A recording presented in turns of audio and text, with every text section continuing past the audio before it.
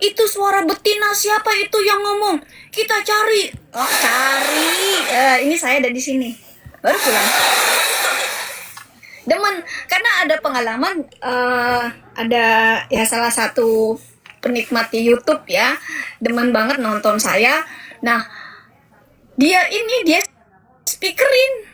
Padahal tetangganya itu Pak Aji. Didengerin tuh, istrinya ngedengerin, semua tetangganya pada ngedengerin. Dia lagi nonton Dewi Bulan lagi menghujat si Rasulullah Muhammad. Woi, langsung besoknya diusir. Itu kamu dengerin siapa? Dengerin wanita siapa? Menghina-hina Rasulullah kita. Asu. Kita lanjut ya teman-teman ya. Jadi kalau Anda mau menikmati pakai speaker gede-gede gitu ya, resiko ditanggung sendiri. Ya, teman-teman ya. Kita lanjut. Aduh. Ayo majikan gua. Apa? Tahu kan ya majikan gue yang ganteng ya? Majikan gue ganteng. Ntar tak lihat majikan. Mana majikan? Come on. Naik sini.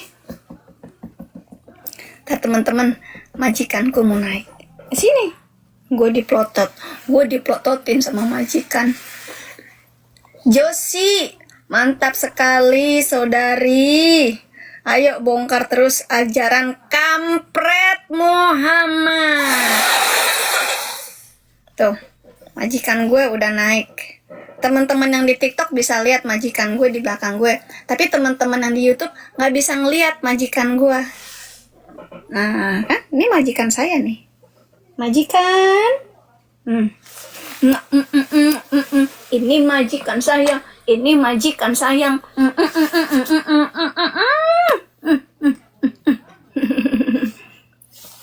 Ini majikan sayang. Majikan sayang. Majikan sayang. Sayang banget sih anak mama nih. Nah. Ya. Kita lanjut ya teman-teman, sembari saya ngegendong majikan. Tapi saya tidak menyusui majikan saya loh ya. Saya hanya ngegendong majikan, tidak menyusui majikan. Kalau yang di Islam itu kan menyusui orang dewasa, ya. Mana kita?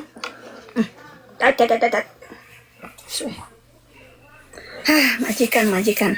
Kita lanjut ya. Aduh, ini sayang sih si Gugat nggak bisa gue jadiin moderator, jadi gue mesti bolak-balik. Masih nggak bisa. Nantilah gue atur, Gat. Gue atur supaya jadiin lu ini ya.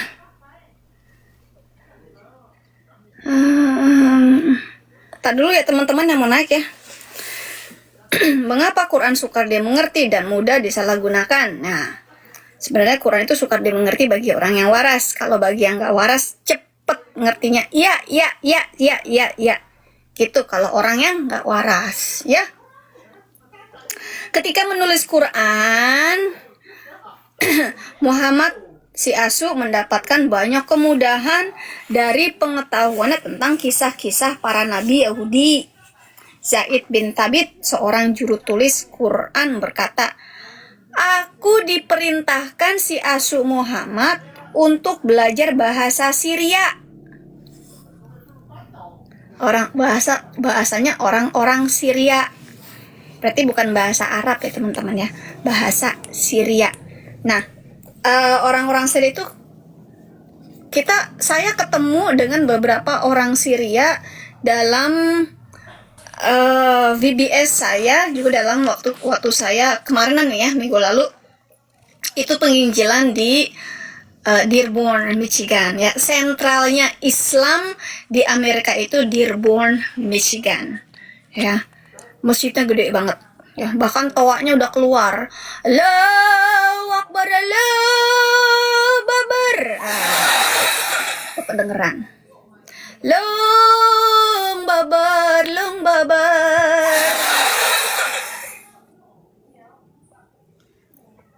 Karena saya saat itu di dalam masjid.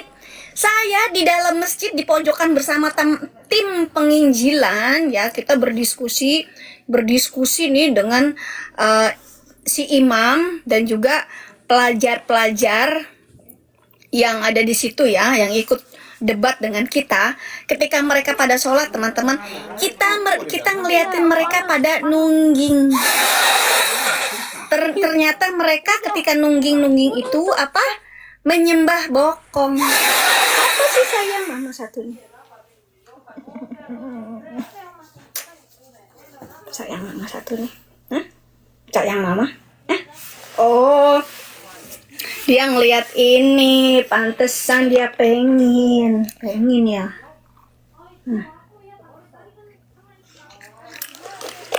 Pantesan lihat cookie dia pengen. Ya.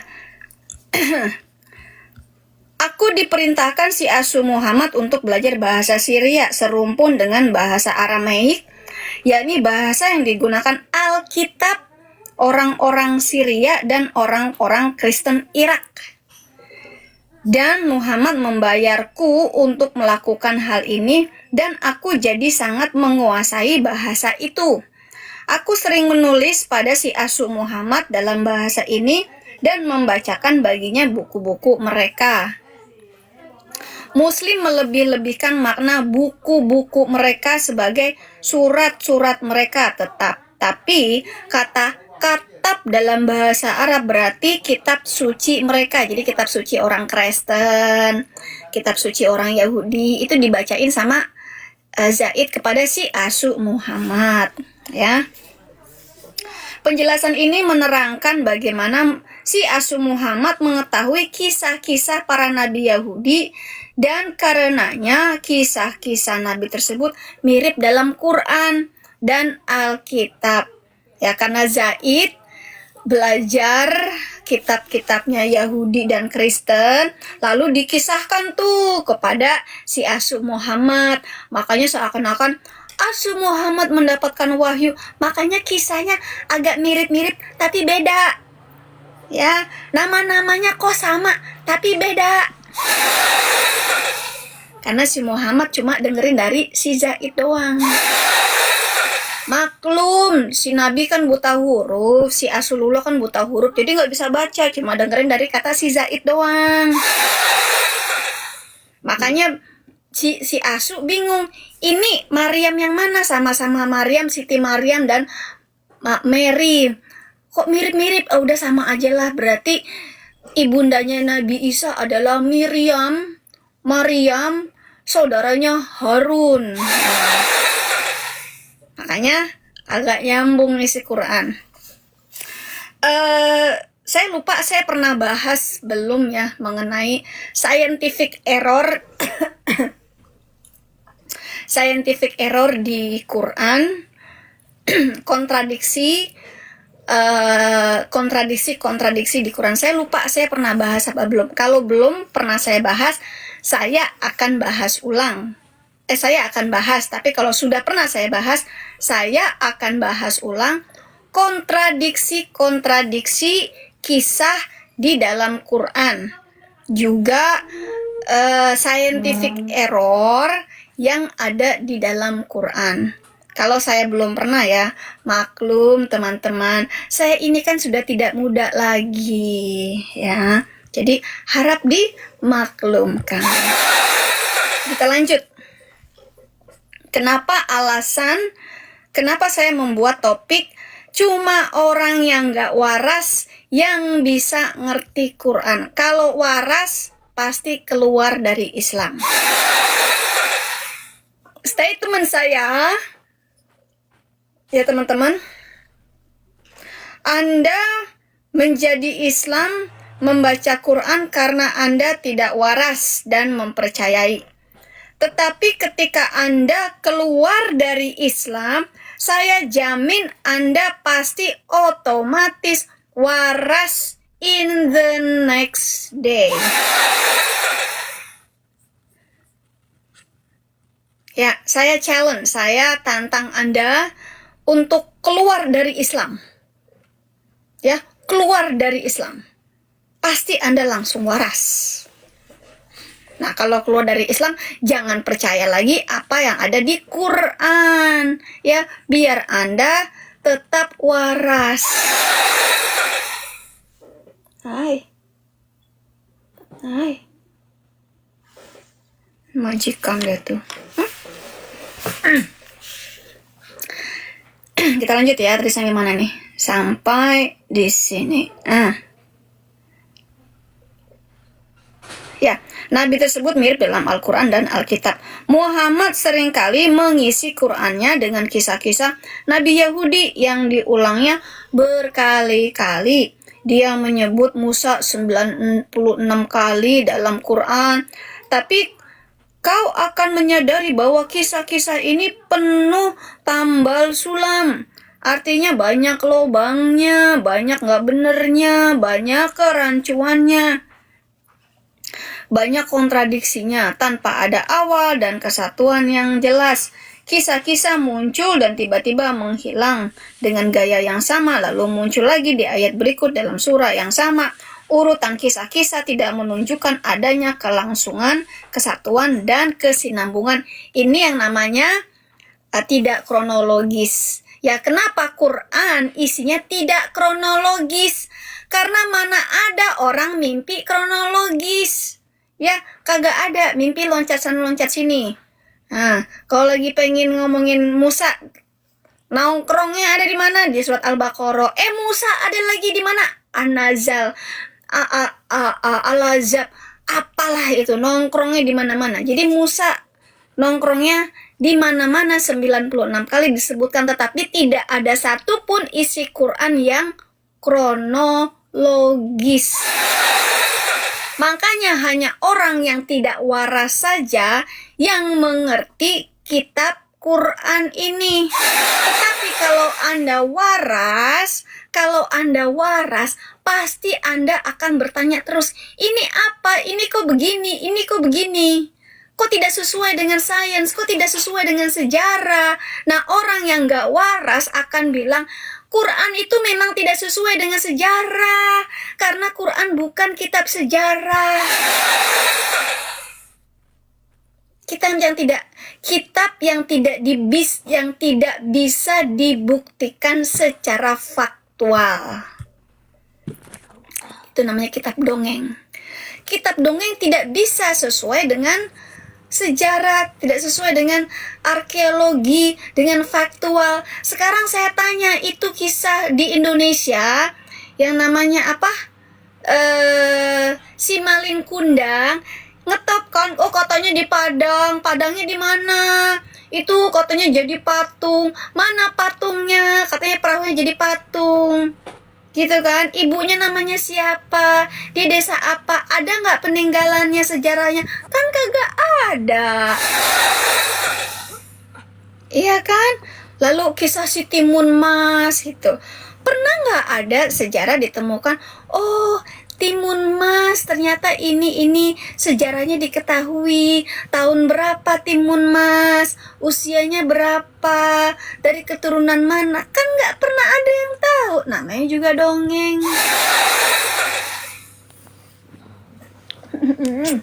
Sayang banget sih. Sayangnya satu nih.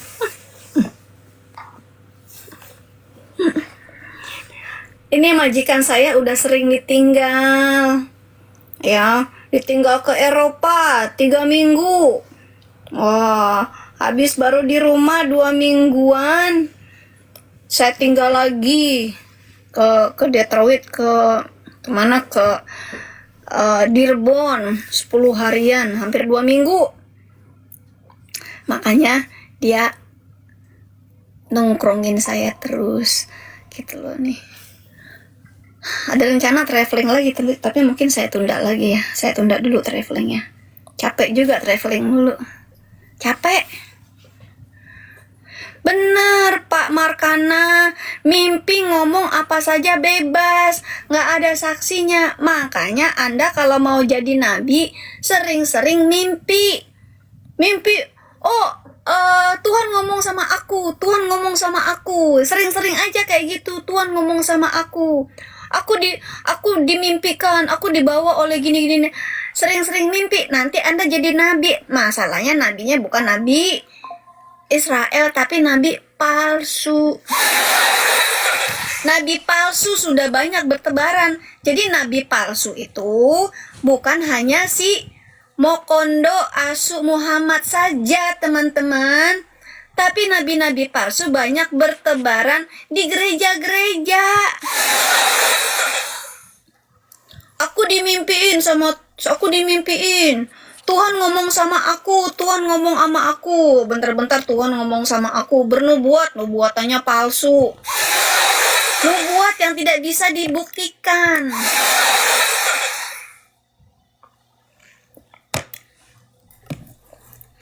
Tuhan ngomong sama aku nih, Tuhan ngomong sama gue kalau gue harus support pelayanan lu.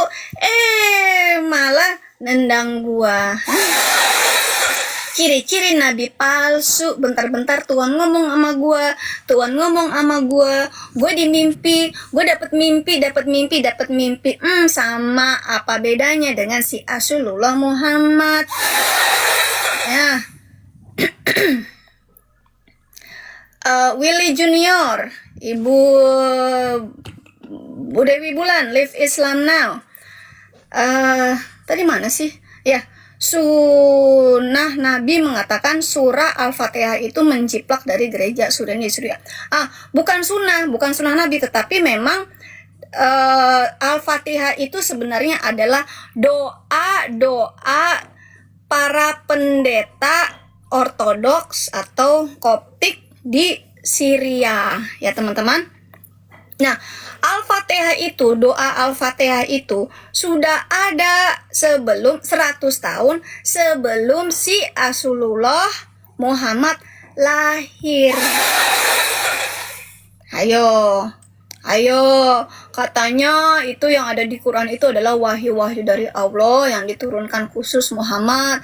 Tapi ternyata Al-Fatihah itu kok ditemukannya di gereja Ortodoks Syria atau gereja Koptik Syria 100 tahun sebelum Muhammad si Rasulullah lahir. Nah, kalau itu bisa dibuktikan sejarahnya, teman-teman. Ada prasastinya soalnya. Prasastinya ada di gereja Koptik Syria. Dan gereja itu sempat dihancurkan di zaman Ottoman.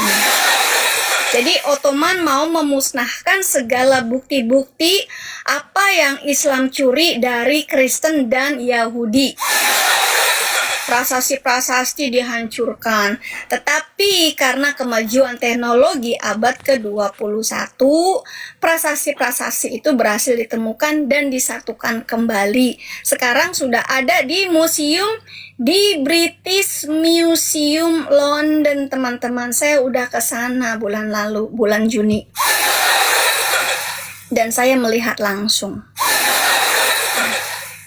Silakan teman-teman yang penasaran melihat prasasti-prasasti peninggalan gereja Koptik yang dicuri oleh Islam itu ada di museum, di London Museum, ya, di British Museum di London, ya.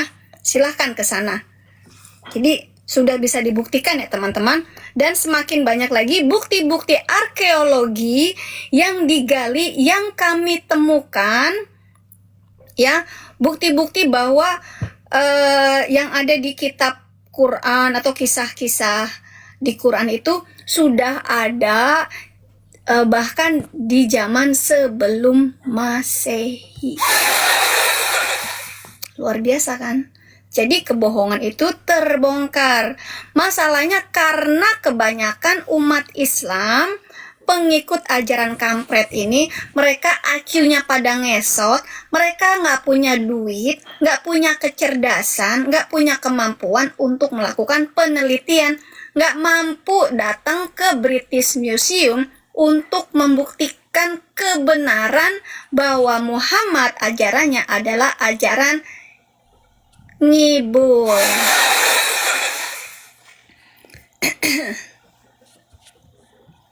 Kenapa disimpan di London?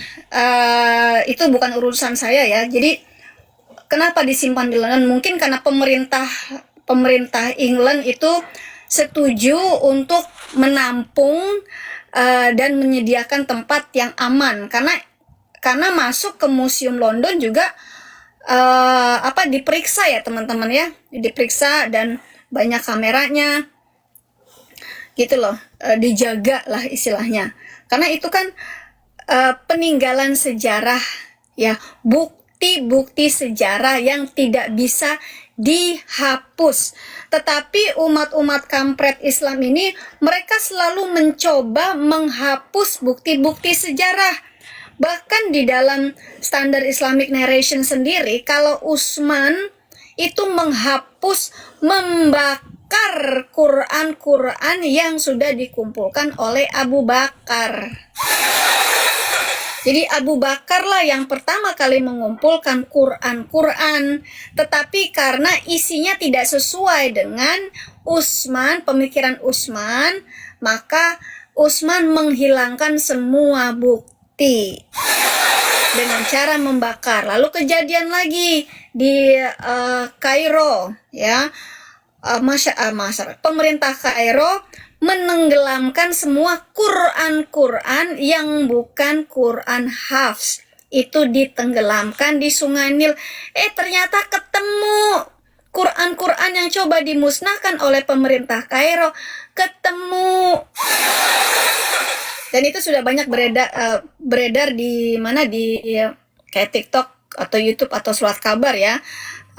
Quran yang ditemukan ya, Quran yang dulunya dibuang di Sungai Nil tahun 1924 ternyata ditemukan, dan memang banyak kontradiksi itu Quran di luar Hafs. Jadi ada Warsh, ada Kolum, ada Ibnu Mas'ud, ada yang lainnya ya. Jadi benar kata atau penemuan Hatuntas mengenai 33 Quran yang berbeda, teman-teman.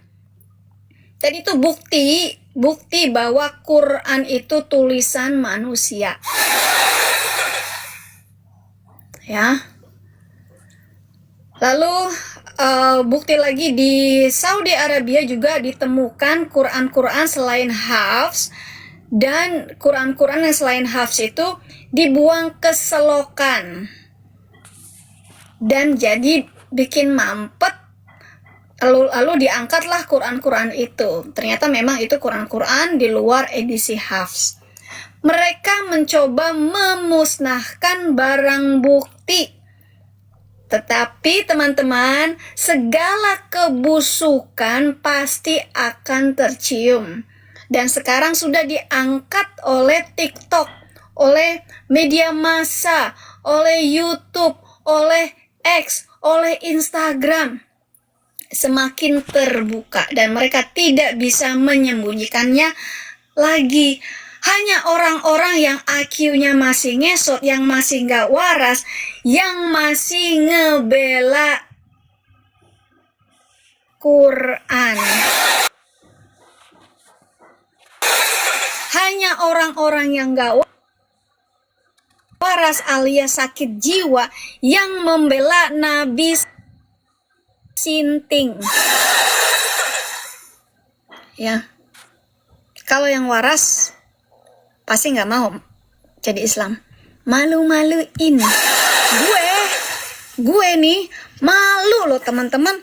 Kalau gue punya nabi, kalau gue punya nabi yang ngentui anak umur 9 tahun, gue malu teman. Gue mau ngomong apa lagi? Ternyata nabi gue yang gue junjung itu ya nunggangin babu di saat istrinya pergi. Gue malu teman-teman, malu. Tapi karena umat Islam ini nggak ada yang malu, nggak punya rasa malu, bahkan bangga kalau nabinya itu nunggangin babu di saat istrinya nggak di rumah. Bangga kalau si Nabi bisa menyetubuhi anak umur 9 tahun. Bangga. Hore, Nabi gue menyetubuhi anak umur 9 tahun. Hore, Nabi gue order anak umur 6 tahun. Gue juga mau ikutan lah. Makanya cuma orang gila yang masih berdiam di dalam ajaran Islam. Kita lanjut ya teman-teman. Ya. Muhammad seringkali menulis surat rahasia berkode bagi orang atau suku tertentu dan lalu dia menulis komunikasi ini dalam Qur'annya. Muhammad mengamati Qur'an dengan seksama jika dia menyadari bahwa pesan berkodenya ini di bagian tertentu mulai tampak jelas di surat tertentu dan lalu keadaan berubah sehingga dia bisa nampak jelek, maka dia akan mengganti tempat ayat-ayat itu ke bagian lain dan menambahkan kalimat-kalimat agar isi pesan tambah membingungkan dan semakin gak jelas. Isi Quran emang gak jelas. Muhammad sering menambahkan kata-kata aneh yang berasal dari bahasa lain atau kata karangannya sendiri yang tidak dimengerti orang Arab. Makanya ada di Quran itu Alif Lam Mim. Artinya apa? Hanya Muhammad yang tahu. Bukan hanya Allah yang tahu, hanya Muhammad yang tahu. Ya.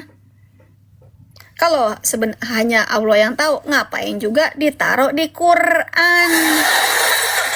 Ya. Terlebih lagi Muhammad menambahkan beberapa kata-kata dalam Quran untuk membingungkan orang-orang Arab. Dia memberi perintah yang sukar dan rumit bagi umatnya. Makanya kalau di Quran itu banyak sekali perintah. Bun-bun lah, oh bun-bun lah, bun-bun lah, bentar-bentar bun-bun lah, oh potong lehernya. Sulit teman-teman, sulit.